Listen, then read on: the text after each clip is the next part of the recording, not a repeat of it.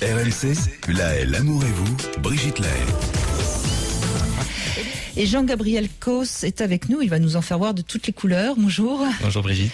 Alors, l'étonnant pouvoir des couleurs, c'est un ouvrage, alors c'est vrai, mais après j'ai compris en lisant votre livre que d'abord, a priori, on a envie de l'acheter. Hein. Il est d'un bleu un peu violet, tirant un peu vers le violet, avec du vert bien fléchi. Exactement. Et c'est vrai que c'est un très très beau, une très très belle couverture, mais j'ai compris après pourquoi, parce que évidemment vous avez choisi les couleurs qui attirent l'œil, qui plaisent le plus à tout le monde, quoi. Oui, la démarche est un petit peu marketing. Je me suis dit, moi je travaille sur les influences des couleurs sur les comportements, donc je me suis dit, de façon un peu maligne, comment oui, autant bien se servir soi-même quand même. Exactement, dans une librairie, faire en sorte que les lecteurs potentiels s'arrêtent devant le livre. Donc ce bleu a une vertu, c'est qu'il relaxe. Donc vous allez ralentir un petit peu le pas, donc vous peut-être éventuellement prendre le livre en main. Et après, il y a ce fameux vert fluo très fort, qui lui est là pour dire, les signaux sont au vert, c'est le feu vert, allez-y, prenez-le, ce livre est fait pour vous. Et j'ose espérer que c'est le cas pour la plupart des personnes qui le lisent. Alors, dans l'ouvrage, à un moment, vous parlez de la couleur de la chambre à coucher, et ça, je suis sûre que ça intéresse beaucoup d'auditeurs. Quelle est la couleur qui favorise le plus une sexualité harmonieuse? Alors moi, j'ai fait le petit test autour de quelques-uns de mon entourage. Personne n'est tombé tout de suite sur la bonne couleur. Hein. La bonne couleur, c'est le mauve. Oui. C'est la couleur numéro 1, qui est la couleur la plus érotique. Mais la couleur qui ressort comme étant la couleur sexuelle par excellence, c'est le rouge. Rouge associé au noir. D'ailleurs, je regardais le logo RMC, justement, rouge et noir. On a tout compris. Vous êtes sur la bonne station pour pouvoir parler de sexualité. Oui. Donc, le rouge est en moyenne, donc l'étude exactement, c'est 2000 personnes à qui on a demandé quelle était la couleur de leur chambre à coucher et leur nombre de rapports sexuels. Et donc il s'avère que quand on est dans une chambre avec une dominante mauve, donc quand je dis une dominante, ça peut être un dessus de lit, une moquette, un tableau. Donc mauve, on est à 3,5 rapports par semaine, rouge juste en dessous à 3,2. Et après, c'est là que les choses se dégradent fortement. Les couleurs les plus tendances actuellement, comme par exemple le blanc, les taupes, les beiges, etc. Donc toutes les couleurs achromatiques, malheureusement, on frise avec les 2 rapports sexuels par semaine seulement. Donc le mauve, c'est la couleur phare pour avoir une... Alors, quand on dit mauve, évidemment, ça peut être des draps mauves, par exemple. Hein. Tout à fait. Voilà, vous n'êtes pas obligé cette nuit de repeindre toute votre chambre, achetez juste une paire de draps mauves et puis ça fera l'affaire. Et sinon, quand on parle de peindre une chambre en couleur, on peut tout à fait se dire qu'on va garder 3 murs blancs et un mur d'une couleur. Et là, je recommande plutôt de choisir le mur à l'opposé de la fenêtre, c'est-à-dire le mur qui est éclairé. Ou le plafond. Comme ça, plafond rouge. Non, mais un plafond mauve, je veux dire. Pourquoi pas? C'est une idée, pourquoi pas? Oui.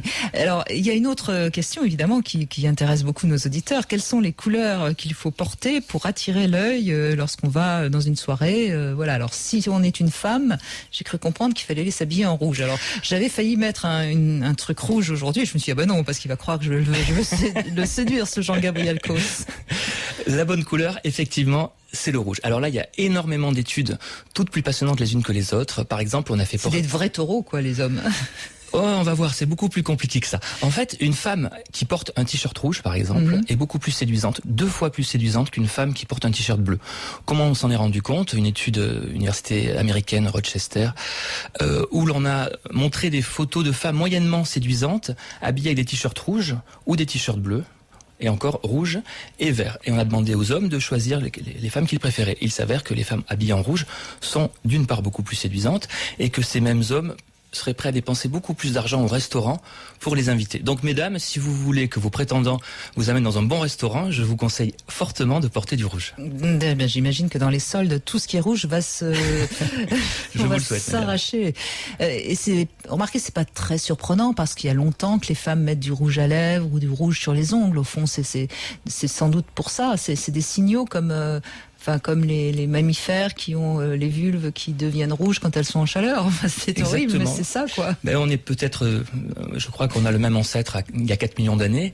Et d'ailleurs, des études ont porté sur justement la comparaison entre femmes et, vous allez m'excuser, et femelles chimpanzés ou babouins. Il s'avère que les femelles chimpanzés ou babouins, effectivement, ont les lèvres labiales et génitales beaucoup plus rouges, mais en plus, pour attirer les mâles, s'ornent de rouge, avec tout ce qu'elles trouvent, des feuilles, etc., etc.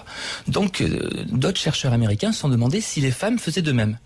Donc ils ont regardé les photos de profil sur les sites de rencontres, en faisant le distinguo entre les femmes qui cherchaient le grand amour et les femmes qui cherchaient le grand frisson. Et il s'avère que les femmes qui cherchent le grand amour ont des photos de profil avec énormément de rouge, beaucoup plus que la moyenne. Alors que les femmes qui cherchent plus que simplement, qui cherchent le grand amour, c'est plus difficile à trouver, elles ont plutôt tendance à mettre des couleurs pastel, des roses, des couleurs beaucoup plus fraîches. Mais le rouge et le noir... Des couleurs romantiques, quoi. Exactement, les couleurs romantiques. Et alors, les hommes, en revanche, n'ont pas intérêt à s'habiller en rouge, hein, si j'en crois votre livre, L'étonnant pouvoir des couleurs, aux éditions du Palio. C'est pas qu'ils n'ont pas intérêt, c'est que ça ne marche absolument pas. Bah oui, donc ils n'ont pas intérêt. Excusez-moi, mais ils ont intérêt quand même. Ils ont intérêt à mettre de la couleur. La couleur, quoi qu'il arrive, que ce soit du bleu, du vert, du jaune, du rouge, quelle que soit la couleur, ça attire l'attention beaucoup plus que le noir. Sauf contre-exemple, le total look noir qui pour certains peut donner un côté ténébreux, un côté artistique. Mais mis à part ces personnes-là, vous avez de toute façon, en particulier les hommes, intérêt à porter de la couleur. Pourquoi ? Parce que la couleur agit sur l'inconscient des personnes qui sont en face de vous. C'est-à-dire, par IRM, on s'est rendu compte que quand on vous montre une couleur, vous avez des zones du cerveau qui s'activent dans l'émotion. Ça nous réveille, quoi, en quelque sorte. Des zones, d'ailleurs, très différentes selon les couleurs. Le bleu va activer des zones comme la créativité, par exemple. Donc, vous êtes beaucoup plus créatif dans un environnement bleu. Le rouge peut activer la peur dans certaines conditions. On en parlera si vous voulez, mais par exemple, de corriger des copies en rouge dans les écoles primaires, c'est une catastrophe. Les enfants prennent ça comme une agression. Donc le rouge peut être une agression, ou peut-être également la couleur qui éveille le désir sexuel, mais des hommes pour les femmes, pas l'inverse malheureusement. D'accord, donc un homme aura intérêt à porter par exemple une chemise d'un bleu un peu comme la couverture de votre livre, Jean-Gabriel Cos, ou alors pourquoi pas de l'orange. C'est une couleur qui est finalement assez peu aimée, vous en dites plutôt du bien. J'aime beaucoup le orange, c'est la couleur de la communication par excellence. On a envie de parler à quelqu'un qui est habillé en orange. Si l'opérateur de téléphonie mobile s'appelle Orange, je pense que c'est en grande partie grâce à ce fait que l'orange est la couleur de la communication. Moi, par exemple, je l'utilise dans les hôpitaux psychiatriques, par exemple. Je pense à un hôpital de pédopsychiatrie à Marseille, où j'ai travaillé pour les professeurs Marcel Ruffo et David da Fonseca, où on a décidé de mettre du orange dans les réfectoires pour aider justement les jeunes filles anorexiques à avoir envie d'aller vers les autres, donc de s'installer à table, donc de manger. C'est une très très bonne couleur pour la communication. Puis c'est la couleur du Dalai Lama, quand même. Oui, tout à fait.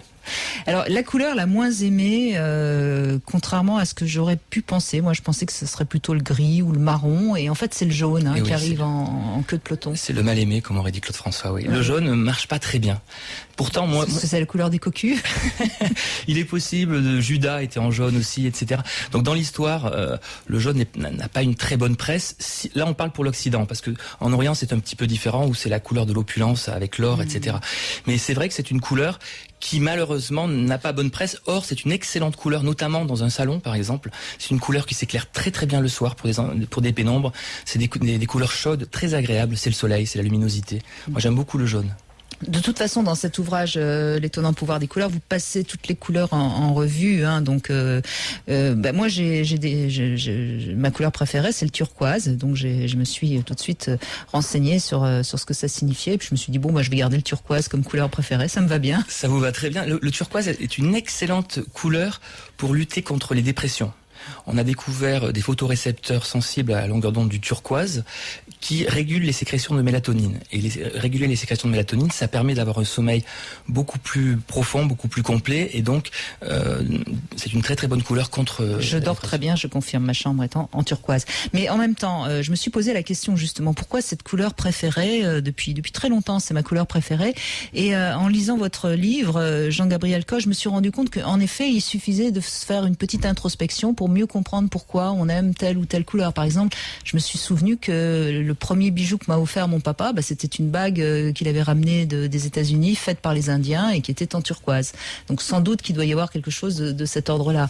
Et vous dites bien qu'au fond, même si tout ce qu'on vient de dire ne vous parle pas, écoutez-vous, quoi. Si vous êtes, par exemple, vous adorez, je sais pas moi, le vert, si vous avez envie de peindre votre chambre en vert ou votre salon en vert, allez-y, voilà. Allez-y, vraiment, allez-y, doublement allez-y, parce que inconsciemment, votre organisme sait quelles sont les couleurs dont il a besoin. Vous avez peut-être besoin de couleurs activantes, comme les couleurs chaudes, ou de couleurs relaxantes, comme les couleurs froides, ou au contraire d'équilibre, comme le vert qui est au milieu du spectre.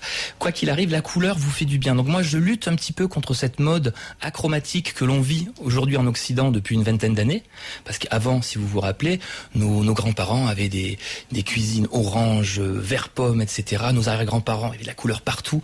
Les maisons de campagne, il y avait la chambre bleue, la chambre rouge, la chambre verte. Aujourd'hui, les maisons de campagne, il y a la chambre blanche et la chambre blanche. Donc, on manque de couleurs cruellement en Occident. Je dis bien en Occident parce que regardez le reste du monde, le Brésil actuellement, vous voyez, il y a de la couleur absolument partout. Oui, dans les pays du Proche-Orient pareil. Proche-Orient, l'Afrique très colorée, l'Asie ultra colorée. Alors c'est quoi? C'est parce qu'on veut être très clean, qu'on met du blanc partout? J'ai du mal à me l'expliquer. Je ne comprends pas pourquoi. Alors certains disent que c'est la crise. Or, il s'avère que regardez la crise. Ça fait longtemps qu'on met du blanc partout. Ouais, mais en 74 par exemple, où il y a eu la crise, une forte tendance de couleur est arrivée avec des marques comme Benetton ou Pantashop qui ont explosé à ce moment-là. Donc c'est pas forcément la crise. Je ne sais pas. Il y a des phénomènes de mode aussi en architecture. Il y avait le Corbusier qui était très très fort avec notamment ses bétons bruts, mais le Corbusier l'associait de la couleur. Et les jeunes architectes gardent du Corbusier cette notion de matière brute, mais ils en ont oublié la couleur. C'est peut-être aussi une des explications.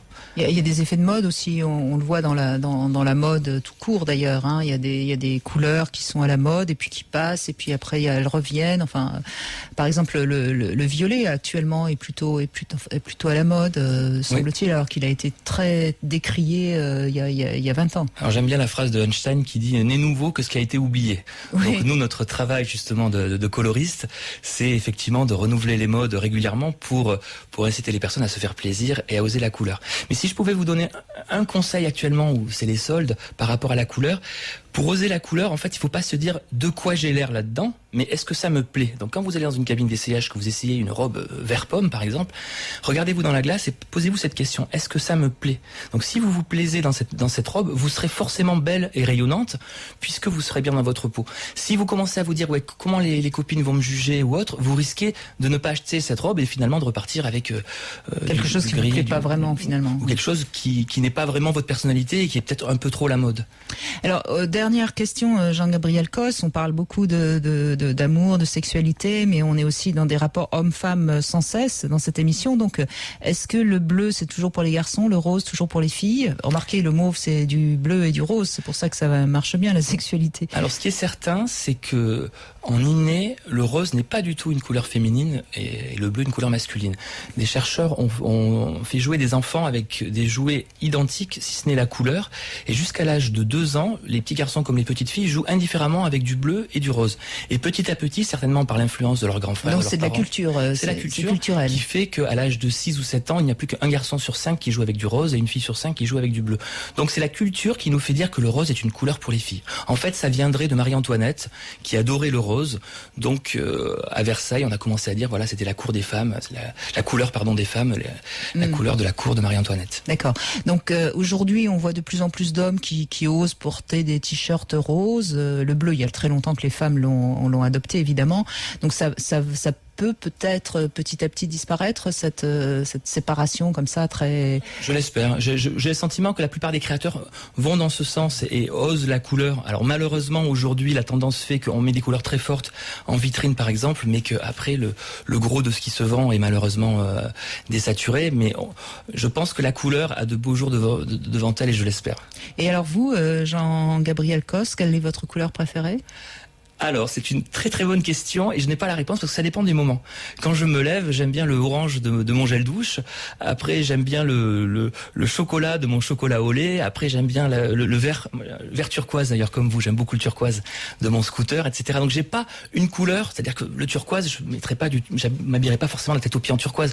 Donc, ça dépend vraiment des sujets, des objets, des moments de la journée. Je crois qu'on peut aimer toutes les couleurs sans exception. En tout cas, ce que vous nous dites bien, Jean-Gabriel Cos, c'est qu'il faut oser mettre de la couleur dans sa vie. C'est une meilleure manière finalement de se sentir bien, d'être gai, d'être joyeux et de voir la vie du bon côté. Et c'est même une façon pour un couple de choisir ses couleurs ensemble. C'est une façon de communier, refaire son appartement en disant qu'est-ce que tu penses de cette couleur et d'aller vers une couleur très forte. Si vous êtes deux à assumer cette couleur, c'est que c'est une couleur qui vous réunit. Donc je vous incite fortement à changer régulièrement les décorations en changeant changeant la couleur autant que faire se peut, c'est une bonne chose. Donc il faut cesser de voir uniquement la vie en rose, il faut la voir de toutes En les bleu, couleurs. en vert, en jaune, en rouge, de toutes les couleurs. Merci beaucoup Jean-Gabriel Cos. L'étonnant pouvoir des couleurs, c'est aux éditions du Palio. On apprend plein de choses et on s'amuse parce que vous avez beaucoup d'humour aussi dans cet ouvrage. Bravo. Merci Brigitte. Et puis tout de suite, on part au Brésil, jaune et vert. C'est ces deux couleurs, je crois aussi, qui s'entendent bien. Bonjour Pierre Dorian. Bonjour Brigitte, aujourd'hui c'est tout le monde en bleu pour Équateur-France, puisque l'équipe de France c'est la joue couleur préférée de tout le monde, le bleu de toute façon. pour cette Coupe du Monde. En tout cas, 22h Équateur-France, édition spéciale pour l'intégrale RMC Brésil. On est parti pendant 2 heures avec Luis Fernandez et Eric Dimeco. Toutes les infos sur les Bleus, nos débats sur la compo, sur Paul Pogba aussi. Est-ce qu'il joue gros aujourd'hui? Et puis où placez-vous la France parmi les prétendants au titre? On revient également sur la polémique qui enflamme cette Coupe du Monde. C'est la morsure de Luis Suarez. Voilà, parfois on se fait des bisous en foot, mais parfois on se mord aussi. Brigitte, on y revient tout de suite. Merci, bonne émission Pierre Dorian. Vous vouliez rajouter quelque chose, je crois, Jean-Gabriel Cos? Oui, juste un petit détail sur la couleur et le sport. 39 des 69 derniers championnats d'Angleterre ont été gagnés par des équipes habillées en rouge. Eh oui, on aurait dû choisir un maillot rouge, quoi. C'est ça que vous êtes en train de nous dire. Avec J'ai- notre maillot bleu, on n'est pas sûr de gagner. On a des chaussettes rouges et je pense que c'est une très bonne chose. Ah, on a des chaussettes rouges. De quoi? Bon. Allez, demain, on parlera de tout à fait autre chose avec Pascal Neveu, des relations à distance. À demain.